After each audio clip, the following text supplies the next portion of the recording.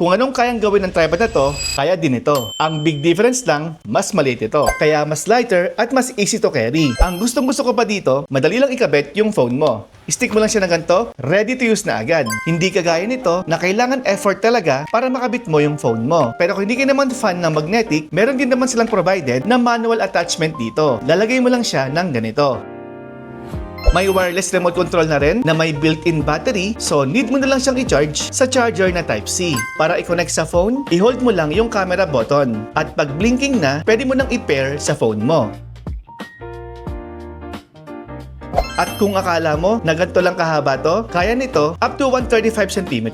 At supportado yan ng 4 legs na may alloy, kaya stable din siya. Pwede mo ding i-rotate ang phone mo ng iba't ibang angles at positioning. Kaya hindi lang to pang selfie at pang picture taking. Pwede rin for live selling or affiliate marketing. Tapos pwede mo ring samahan ng lightning, depende sa purpose at need mo. So ito pwede ko nang iwan sa bahay. Sure na gagamitin ko pa din to kasi mas okay pa din na at least dalawa ang tripods mo. Lalo na pag nagba-vlogging. Pero kung ang main purpose mo ay pang travel or pang outdoor, ito ang mas recommended ko. So alam nyo na ha, check out lang po sa Yellow Basket.